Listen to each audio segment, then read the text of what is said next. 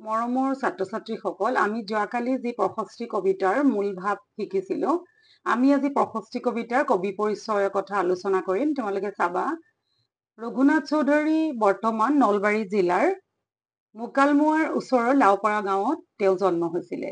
তেখেতৰ পিতৃৰ নাম আছিলে ভোলানাথ চৌধুৰী।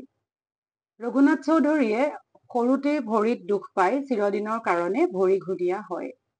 ঘৰুৱা অসুবিধাৰ কাৰণে সম্পৰ্কীয় এজন ককায়েকে ৰঘুনাথ চৌধুৰীক গুৱাহাটীলৈ লৈ আহি বিদ্যালয়ত নামভৰ্তি কৰি দিছিলে। কিন্তু অষ্টম শ্ৰেণীলৈকে পঢ়ি শিক্ষকৰ কঠোৰ শাসনৰ বাবে তেওঁ বিদ্যালয়লৈ যাবলৈ এৰি দিয়ে। তেতিয়া ঘৰতে সংস্কৃত আৰু বাংলা কাব্য সাহিত্য অধ্যয়ন কৰিবলৈ লৈছিলে। পিছত কেইবছৰমান তেওঁ শিক্ষকতা কৰিলে। পিছত তেখেতে খেতি বাতি কৰিলে আৰু তাৰ লগে লগে সাহিত্য সেৱাও কৰিলে। তেওঁ গুৱাহাটীৰ পৰা প্ৰকাশিত জোনাকী কাকতৰ সহকাৰী সম্পাদক আছিলে। মইনা জয়ন্তী আৰু সুৰভি নামৰ আলোচনীৰো সম্পাদক আছিলে। চৌধুৰীদেৱে জোনাকী কাকতৰ কবিতা লিখিবলৈ আৰম্ভ কৰিছিলে আৰু লগতে আলোচনী বাঁহী আদিও বহুতো কবিতা তেওঁ প্ৰকাশ কৰিছিলে। প্ৰথম স্তৰত তেওঁ কবিতা লিখিছিলে কেতেকী, কাৰবালা, দহি কতৰা, নৱমল্লিকা আৰু মৰণোত্তৰ ভাৱে তেওঁৰ মনাই বৰাগী কবিতা আৰু পছতীয়া নামে এখন গল্পপুথি প্ৰকাশ পাইছিলে। চৰাইক বিষয়বস্তু হিচাপে লৈ বহুতো কবিতা লিখিছিল বাবে তেওঁক বিহগী কবি আখ্যা দিয়া হয়। আৰু তেখেতে 1935 চনত তেজপুৰত অনুষ্ঠিত হোৱা অসম সাহিত্য সভাৰ অধিৱেশনৰ সভাপতি আছিল। মৰমৰ ছাত্ৰ-ছাত্ৰীসকল, আমি ৰঘুনাথ চৌধুৰী কবিৰ বিষয়ে চমু পৰিচয় জানিবলৈ যাওঁতে আমি বৰ্তমান সময়ত এনেকৈ জানিব লাগিব যে ৰঘুনাথ চৌধুৰী আমি জন্মস্থান গম পালো। তেখেত নলবাৰী জিলাৰ মুকালমুৱাৰ ওচৰৰ লাওপাৰা গাঁৱত জন্ম হৈছিলে। তেখেতৰ পিতৃৰ নাম জানিলো ভোলানাথ চৌধুৰী। আৰু তেখেতে যিহেতু মুকালমুৱা লাওপাৰা গাঁৱত নাথাকি পেলাই তেওঁ ঘৰুৱা অসুবিধাৰ বাবে গুৱাহাটীত আছিল খুৰাকৰ লগত। তথাপি তেওঁ গুৱাহাটী কিন্তু তেওঁ বিদ্যালয়ত অষ্টম শ্ৰেণীলৈকেহে পঢ়িছিলে। তেওঁ স্কুলৰ যিটো অনুশাসন তেওঁ সেইটো মানিবলৈ টান পাইছিলে। পিছত তেখেতে ঘৰত কি পঢ়িছিলে? সংস্কৃত আৰু বাংলা কাব্য সাহিত্য অধ্যয়ন কৰিছিলে। এইখিনিতে আমাৰ প্ৰশ্ন হল কি যে ৰঘুনাথ চৌধুৰীয়ে কিয় বিদ্যালয় এৰি দিছিলে? তেতিয়া আমি লিখিব লাগিব যে তেখেতে শিক্ষকৰ কঠোৰ শাসনৰ বাবে বিদ্যালয় এৰি দিছিলে। তেতিয়াহলে ৰঘুনাথ চৌধুৰী কিয় গুৱাহাটীলৈ গৈছিলে? যে ঘৰুৱা অসুবিধাৰ কাৰণে তেওঁক এজন খুৰাকে গুৱাহাটীলৈ লৈ গৈ গুৱাহাটীৰ বিদ্যালয়ত নামভৰ্তি কৰি দিছিলে। আৰু আকৌ যদি আমাক সোধে যে স্কুল এৰাৰ পিছত ৰঘুনাথ চৌধুৰীয়ে কি কৰিছিলে, তেতিয়া আমি জানিব লাগিব যে তেখেতে সংস্কৃত আৰু বাংলা সাহিত্য অধ্যয়ন কৰিছিলে। পিছত তেখেতে কি কৰিছিলে? পিছত তেখেতে শিক্ষকতা কৰিছিলে কেইবছৰমান। ইয়াত কোনো বছৰৰ সংখ্যা দিয়া নাই। তাৰপিছত তেখেতে খেতি বাতিও কৰিছিল আৰু সাহিত্য সেৱা কৰিছিলে।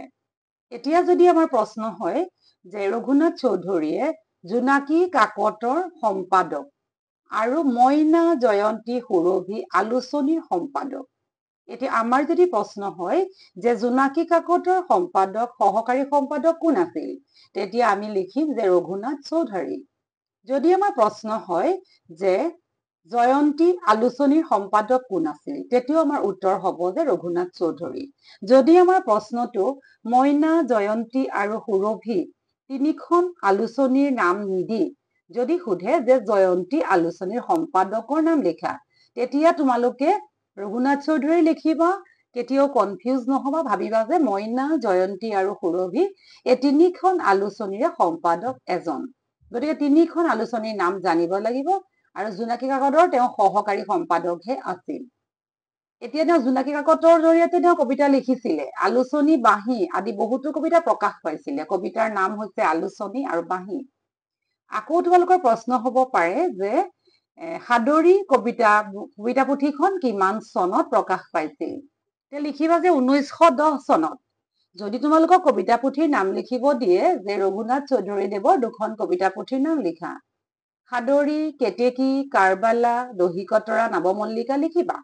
কিন্তু যদি তোমালোকক সোধে যে MCQ টাইপত তোমালোকক যদি দিয়ে যে সাদৰী কবিতা পুথিখন কিমান চনত প্ৰকাশ পাইছিল, তোমালোকে যি চনে নিদিয়ক তোমালোকে খালি সাদৰী কবিতা পুথিখন 1910 চনত, কেতেকী 1918 চনত, কাৰবালা 1923 চনত, দহি কতৰা 1931 চনত আৰু নৱমল্লিকা 1958 চনত।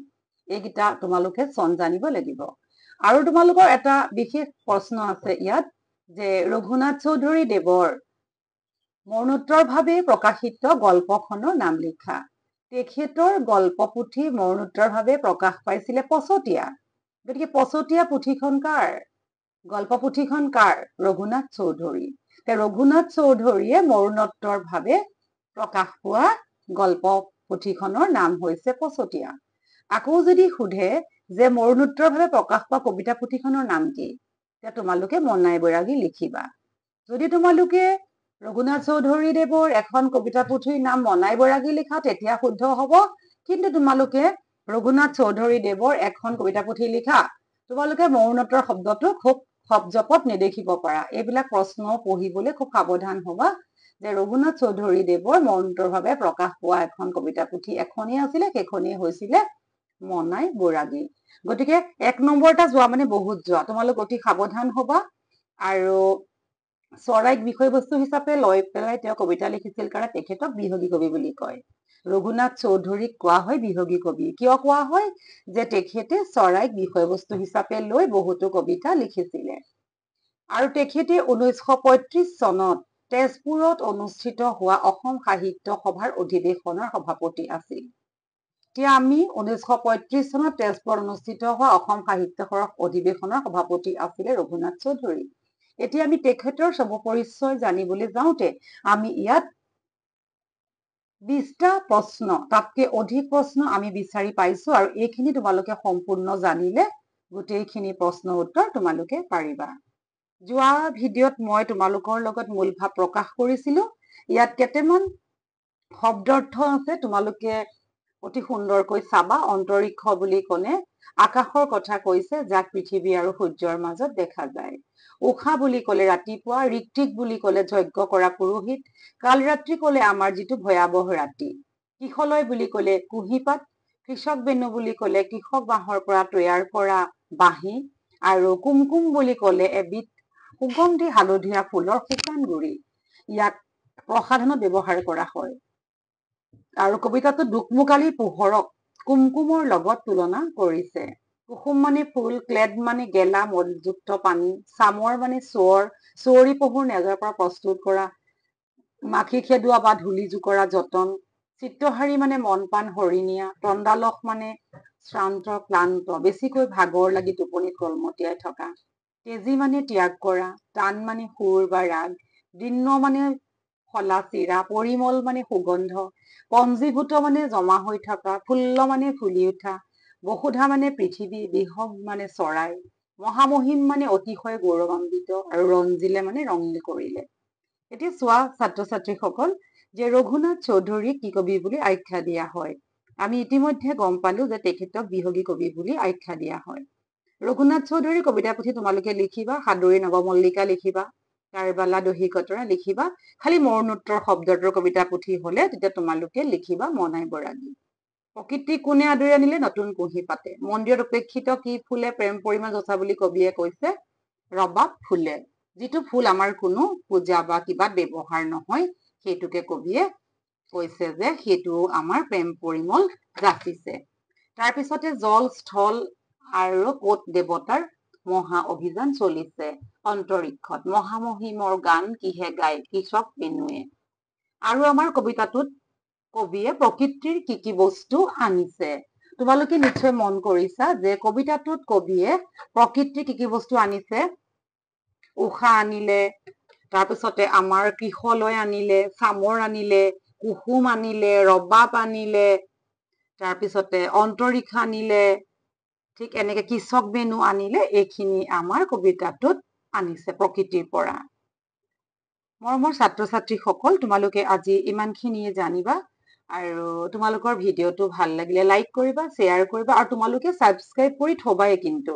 কাৰণ বিভিন্ন ধৰণৰ পৰীক্ষা সম্বন্ধীয় যিবোৰ কথা থাকে মই তোমালোকক ইয়াৰ জৰিয়তে সদায়ে জনাই থাকিম। ধন্যবাদ।